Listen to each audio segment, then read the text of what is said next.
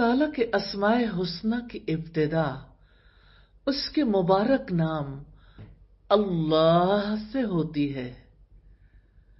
उसका फरमान है, इन्ननी अनल्लाहु ला इलाहा इल्ला अना फाबुदनी, यकीनन मैं ही अल्लाह हूं, मेरे सिवा कोई माबूद नहीं। तो अल्लाह ताला वो नाम है जिसमें उसके सब नामों के मानी शामिल है। ये वो अजीम नाम है जिसके मानी में उसकी तमाम सिफात आ जाती हैं। ये नाम कुरान मजीद में 2724 मरतबा आया है और अहले इल्म की एक जमात ने इस इस्म को इस्म आजम बताया है, यानी वो नाम अल्लज़ी इज़ा दुइया बिही अजाब, जब इसके जरिए दुआ की जाए तो वो कबूल होती है। व इज़ा सुइला बिही आता, और जब उसके जरिए सवाल किया जाए तो अता किया जाता है। तो अल्लाह ताला वो है जो पूरी कायनात का माबूद है। तमाम मखलूकात मोहब्बत और ताजीम से उसी की इबादत करती हैं और सब अपनी जरूरियात और परेशानियों में उसी के सामने गिड़गिड़ाते हैं। वो अल्लाह ताला है जो गमों को दूर करने वाला है, जो मुसीबतों को रफा करने वाला है, जो मजबूरों और हाजतमंदों की मदद करने वाला है। कोई मगलूब ऐसा नहीं है कि वो अल्लाह ताला को पुकारे और अल्लाह ताला उसकी मदद को ना आए। कोई मजबूर ऐसा नहीं है कि वो मजबूरी में अल्लाह ताला को पुकारे और वो उसकी मजबूरी को दूर न कर दे। यही वो नाम है जिससे हर तरह का कर्ब और हर गम दूर होता है, हर तरह की तकलीफ दूर होती है। यही नाम है जब कोई हाथ उठाकर अल्लाह ताला से बरकत की दुआ करता है तो अल्लाह ताला बरकतें अता फरमाते हैं, दुआएं कबूल करते हैं और अल्लाह ताला की रहमतों की बारिश हो जाती है। और जब कभी अल्लाह ताला को कोई इस नाम से पुकारता है तो अल्लाह ताला हर तरह से अपनी रहमत के साथ, अपनी बरकतों के साथ उसको अपने घेरे में ले लेते हैं। और कोई ऐसा नहीं है जो गुनहगार हो और अपनी खताओं से और अपने गुनाहों से अल्लाह ताला से मुआफी मांगना चाहे, तौबा करना चाहे और वो उसे मुआफ न कर दे। हुवल्लज़ी यक़बलु तौबत अन इबादिही, वही अल्लाह है जो अपने बंदों की तौबा कबूल करता है। व याफू अनिस सय्यिआत, और वही है सारी बुराइयों को माफ कर देता है। वही तो है जो सारी बुराइयों को दूर कर देता है। और जो शख्स अल्लाह ताला से नेकियों की तौफीक तलब करे, ऐसा मुमकिन ही नहीं कि फिर वो महरूम रह जाए। इस कायनात में ये कभी हुआ ही नहीं कि कोई अल्लाह ताला को दिल के पूरे यकीन के साथ पुकारे और अल्लाह ताला की तरफ से उस दुआ का जवाब ना आए। क्योंकि ये वो नाम है कि जब इसके जरिए दुआ मांगी जाए तो अल्लाह ताला उसे जरूर कबूल करता है, और जब इसके जरिए सवाल किया जाए तो वो जरूर अता करता है। ये और बात है कि जवाब बरसों या सदियों के बाद आए, जैसे सईदना इब्राहिम अलैहिस्सलाम ने अल्लाह ताला से दुआ की थी, या अल्लाह इन्हीं में से एक रसूल मबूस फरमा देना जो इन्हें तेरी आयात की तिलावत करके सुनाए, जो इन्हें तेरी किताब की तालीम दे, हिकमत की तालीम दे, जो इनके नुफूस का तज़किया करे। तो अल्लाह ताला ने उनकी दुआ सुनी और सदियों के बाद یہ دعا محمد صلی اللہ علیہ وسلم کی صورت میں پوری ہو گئی۔ وہ ہے جو دعاؤں کو قبول کرنے والا ہے، وہ کبھی دعاؤں کو رد نہیں کرتا۔ حضرت ابراہیم علیہ السلام نے دعا کی تھی جس وقت وہ کعبہ کی بنیادیں اٹھا رہے تھے اور اللہ تعالیٰ سے دعائیں کر رہے تھے، ربنا تقبل منا، اے ہمارے رب ہم سے قبول فرما لے۔ آج پوری دنیا اپنی آنکھوں سے دیکھ سکتی ہے، کیا ابراہیم علیہ السلام کی دعا قبول ہوئی؟ کیا اللہ تعالیٰ نے انہیں برکتیں عطا فرمائیں؟ کیا بیت اللہ اللہ تعالیٰ کی رحمتوں اور برکتوں کے لیے کھلا ہوا نہیں ہے؟ کھلی آنکھوں سے سب لوگ مشاہدہ کرتے ہیں، کبھی بارش میں، سیلاب میں بھی اس گھر کا طواف نہیں رکا۔ اس گھر میں کبھی ایسا نہیں ہوا کہ سجدہ کرنے والے، طواف اور اعتکاف کرنے والے موجود نہ ہوں۔ اتنی برکتیں ہیں کہ دنیا کے گوشے گوشے سے لوگ اس گھر میں پہنچتے ہیں۔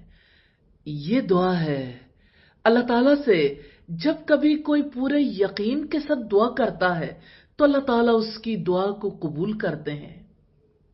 وہی ابراہیم علیہ السلام ہے نا، جب نکلے تھے اپنے دیش سے، اللہ تعالیٰ کے لیے نکلے تھے، انہوں نے کہا تھا انی ذاہب الی ربی سیہدین، میں اپنے رب کی طرف جاتا ہوں، وہ میری رہنمائی فرمائے گا، وہ مجھے ہدایت دے گا، وہ مجھے کھلاتا اور پلاتا ہے، جب میں بیمار ہوتا ہوں وہ مجھے شفا دیتا ہے، جس سے میں طمع رکھتا ہوں کہ وہ یوم الدین کو میری خطائیں معاف کر دے گا۔ ہاں، وہ اللہ تعالیٰ ہے جس سے امید باندھنے والا کبھی ناکام نہیں ہوا، اس سے امید باندھنے والا کبھی ذلیل و رسوا نہیں ہوا، کبھی اس کائنات میں تنہا نہیں رہا۔ ہاں، اس سے امید باندھنے والے کو اللہ تعالیٰ معزز کر دیتا ہے، عطا کر دیتا ہے، اس لیے کہ قوت، طاقت اور عزت تو اسی کے ہاتھ میں ہے۔ اس نے فرمایا ان القوت للہ جمیعا، یقیناً ساری قوت اللہ تعالیٰ کے لیے ہے، یقیناً ساری عزت اللہ تعالیٰ کے لیے ہے۔ اور امید رکھنے والے کے لیے امید کا صرف ایک ذریعہ ہے، سارے اسباب کٹ جائیں تب بھی اس سے رشتہ نہیں کٹتا۔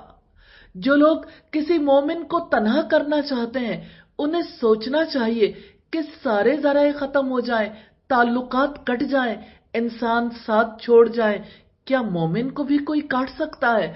کیا مومن کی بھی قوت ختم ہو سکتی ہے؟ مومن تو اپنے رب پر امید رکھتا ہے، اس کا اللہ موجود ہے، وہ مدد کرنے والا ہے، وہ کبھی اپنے بندے کو تنہا نہیں رہنے دیتا، وہ کبھی اسے محروم نہیں رہنے دیتا۔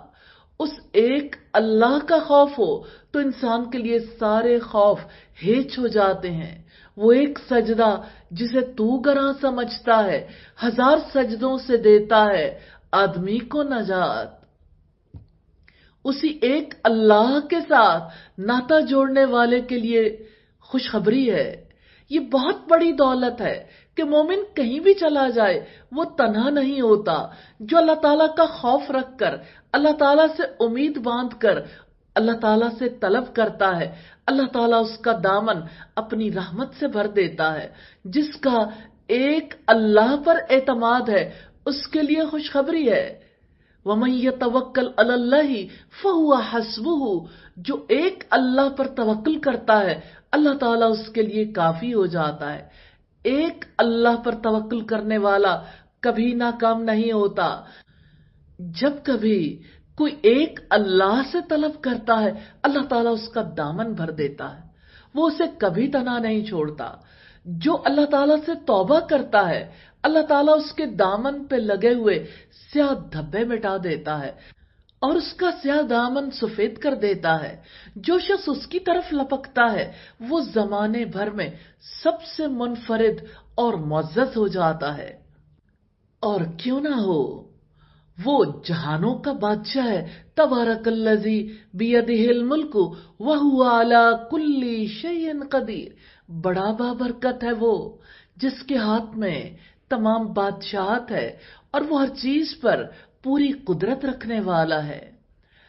اور کیوں نہ ہو، سارا اختیار اسی کا ہے، وہ مختار کل ہے، اس کے سوا کسی کا کوئی اختیار نہیں۔ وہ جو چاہتا ہے پیدا کرتا ہے، جسے وہ چاہتا ہے منتخب کرتا ہے، اور انہیں اس کا کوئی اختیار نہیں۔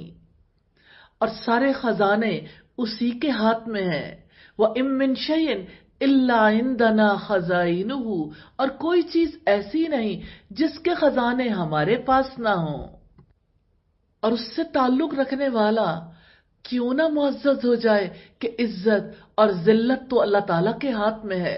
قُلِ اللَّهُمَّ مَالِكَ الْمُلْكِ تُؤْتِي الْمُلْكَ مَن تَشَاءُ وَتَنزِعُ الْمُلْكَ مِمَّن تَشَاءُ وَتُعِزُّ مَن تَشَاءُ وَتُذِلُّ مَن تَشَاءُ بِيَدِكَ الْخَيْرُ إِنَّكَ عَلَى كُلِّ شَيْءٍ قَدِيرٌ۔ آپ کہہ دیں، اے اللہ بادشاہی کے مالک، تو جس کو چاہتا ہے بادشاہی دیتا ہے، اور جس سے چاہتا ہے بادشاہی چھین لیتا ہے، اور تو جس کو چاہتا ہے عزت دیتا ہے، اور جس کو چاہتا ہے ذلیل کر دیتا ہے۔ تیرے ہاتھ میں ہی سب بھلائی ہے، تو ہر چیز پر یقیناً پوری طرح قدرت رکھنے والا ہے۔ اور اللہ تعالی عالم الغیب ہے۔ قُل لَّا يَعْلَمُ مَن فِي السَّمَاوَاتِ وَالْأَرْضِ الْغَيْبَ إِلَّا اللَّهُ۔ آپ کہہ دیں کہ اللہ تعالیٰ کے سوا آسمانوں اور زمین میں جو بھی ہے غیب نہیں جانتا، اور صرف اللہ تعالیٰ کو پکارنا برحق ہے۔ لَهُ دَعْوَةُ الْحَقِّ، اسی کو پکارنا برحق ہے۔ صرف اللہ تعالیٰ ہی عبادت کا مستحق ہے۔ اس نے فرمایا، یا ایھا الناس اعبدوا ربکم الذی خلقکم والذین من قبلکم لعلکم تتقون۔ اے لوگوں، اپنے رب کی عبادت کرو جس نے تمہیں اور ان لوگوں کو پیدا کیا جو تم سے پہلے تھے، تاکہ تم تقوی اختیار کرو۔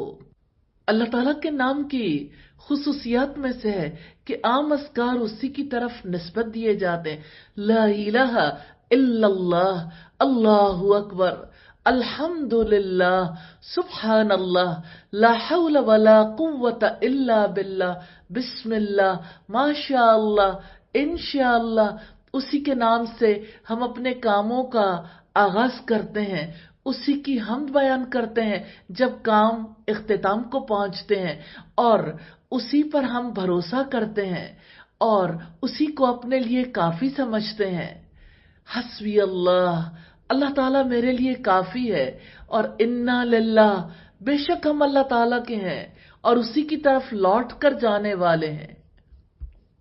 تو اللہ تعالیٰ کے اس نام کا تقاضا ہے کہ اس سے سب سے بڑھ کر محبت کی جائے، اپنے آپ سے، اپنے گھر والوں سے، اپنی اولاد سے، اور پوری دنیا سے بڑھ کر، کیونکہ وہی ایک تو ہمارا معبود ہے، وہ جس نے ہمیں ہر نعمت عطا کی ہے، وہ جس کے لیے سارے اچھے نام ہے، وہ جس کے لیے خلق بھی ہے اور امر بھی، وہ جس کے لیے ساری تعریف ہے۔ ہاں، اس کا حق ہے کہ ہم اس سے محبت کریں، اور اس سے بھی محبت کریں جس سے وہ محبت رکھتا ہے۔ ہاں، وہ حق رکھتا ہے کہ جس سے وہ بغض رکھتا ہے اس سے ہم بھی بغض رکھیں، یہ کہ اسی کے لیے دوستی کریں اور اسی کے لیے دشمنی رکھیں۔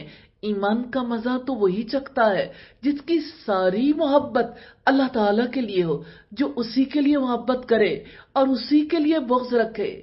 اللہ سبحانہ و تعالی یہ حق رکھتا ہے کہ اس کی تعظیم کی جائے، اس پر توکل کیا جائے، اس سے خوف کھایا جائے، اس سے امید باندھی جائے، صرف اسی ایک کی اخلاص کے ساتھ عبادت کی جائے، اسی کے لیے نماز پڑھی جائے، اسی کے لیے روزہ رکھا جائے، اسی کے لیے قربانیاں کی جائیں، اسی کے لیے زندگی گزاریں، اسی کے لیے جان دے دیں۔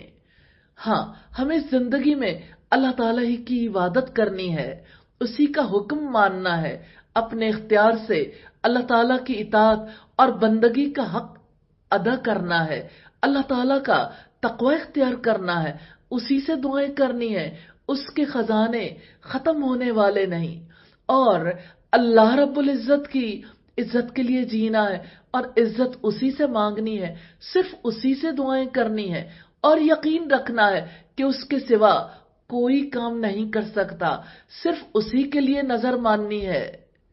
جو بھی اللہ تعالیٰ کو اس کے نام اللہ کے ساتھ پکارتا ہے تو کوئی خوف ایسا نہیں جو زائل نہ ہو جائے، کوئی مصیبت ایسی نہیں جس کو وہ دور نہ کر دے، کوئی غم ایسا نہیں ہے جس کو وہ دور نہ کر دے، کوئی تنگی ایسی نہیں ہے جس کو وہ وسعت سے نہ بدل دے۔ اس عظمت والی ذات کے ساتھ تعلق رکھنے والا کوئی ضعیف اور کمزور ایسا نہیں جس کو اللہ تعالیٰ قوت عطا نہ کر دے، کوئی ذلیل ایسا نہیں کہ اللہ تعالیٰ سے وہ عزت طلب کرے اور اللہ تعالیٰ اس کو عزت عطا نہ کرے، اور کوئی فقیر ایسا نہیں جو اللہ تعالیٰ کے ساتھ تعلق بنا لے اور اللہ تعالیٰ اسے غنی نہ کر دے۔ ایک اللہ سے محبت کر لیں، اسی پر توکل کر لیں، اسی سے امید باندھ لیں، اسی سے مدد طلب کریں، وہ کبھی تنہا نہیں چھوڑے گا۔ اللہ تعالیٰ سے دعا ہے ہمیں اپنی ذات کا سچا فہم، سچا شعور اور سچی محبت نصیب فرما دے، آمین ثم آمین۔ اللہ تعالیٰ سے محبت کے بغیر کوئی انسان مومن نہیں بن سکتا۔ رب العزت کا فرمان ہے، قل ان کان آباؤکم وابناؤکم واخوانکم وازواجکم وعشیرتکم واموال اقترفتموها وتجارة تخشون کسادها ومساکن ترضونها احب الیکم من اللہ ورسولہ وجہاد فی سبیلہ فتربصوا حتی یأتی اللہ بامرہ واللہ لا یہدی القوم الفاسقین۔ آپ کہہ دیجئے، اگر تمہارے باپ، تمہارے لڑکے، تمہارے بیٹے، تمہارے بھائی، تمہاری بیویاں، تمہارے کنبے قبیلے کے لوگ، تمہارے کمائے ہوئے مال اور وہ تجارت جس کی کمی سے تم ڈرتے ہو، اور وہ گھر جنہیں تم پسند کرتے ہو، اگر تمہیں اللہ تعالیٰ سے، اس کے رسول سے، اس کی راہ میں جہاد سے زیادہ محبوب ہیں، تو تم اللہ تعالیٰ کی طرف سے عذاب کے آنے کا انتظار کرو، اور اللہ تعالیٰ فاسقوں کو ہدایت نہیں دیتا۔ اللہ تعالیٰ نے مومنوں کی خصوصیات بتائی ہیں کہ وہ اللہ تعالیٰ کی محبت میں شدید ہوتے ہیں۔ حقیقت یہ ہے کہ اللہ تعالیٰ سے محبت کرنے کا حکم ہے، اور محبت کے لیے وہی طریقہ اختیار کرنے کی ضرورت ہے جو نبی صلی اللہ علیہ وسلم نے بتایا۔ نبی صلی اللہ علیہ وسلم نے فرمایا، جو شخص اللہ تعالیٰ سے ملاقات کو محبوب رکھتا ہے، اللہ تعالیٰ اس کی ملاقات کو محبوب رکھتا ہے، اور جو شخص اللہ تعالیٰ سے ملاقات کو پسند نہیں کرتا، اللہ تعالیٰ بھی اس سے ملاقات کو پسند نہیں کرتا۔ حافظ ابن قیم نے 10 کاموں کا تذکرہ کیا ہے جن کی وجہ سے انسان محبت کے اعلیٰ مقام تک پہنچ سکتا ہے۔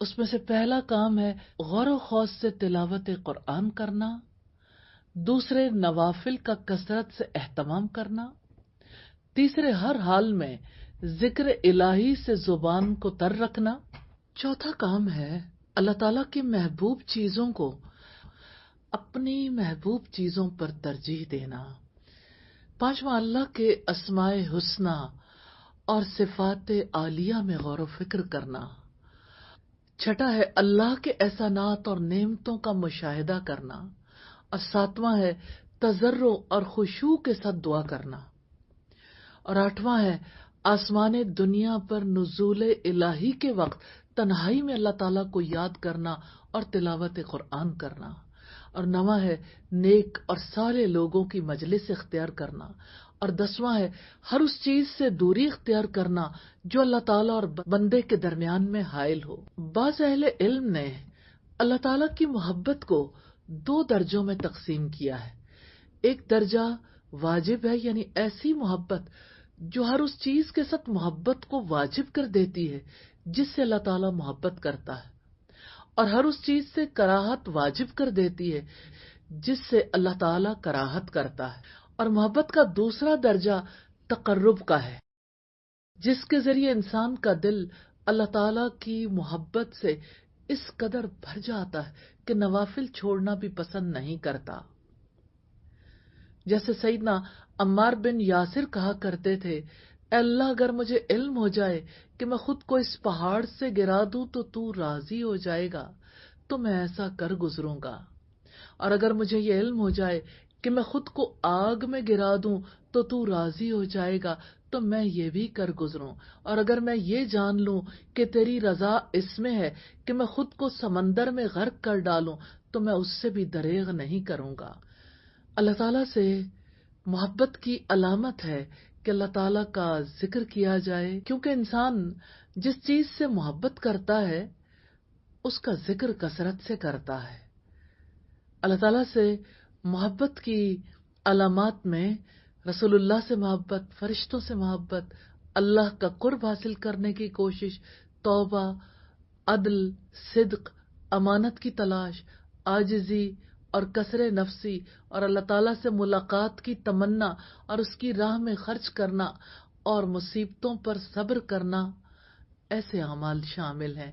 اللہ تعالیٰ ہم سب کو توفیق عطا کرے کہ ہم اس سے ہر درجے میں محبت کر سکیں۔ آمین ثم آمین۔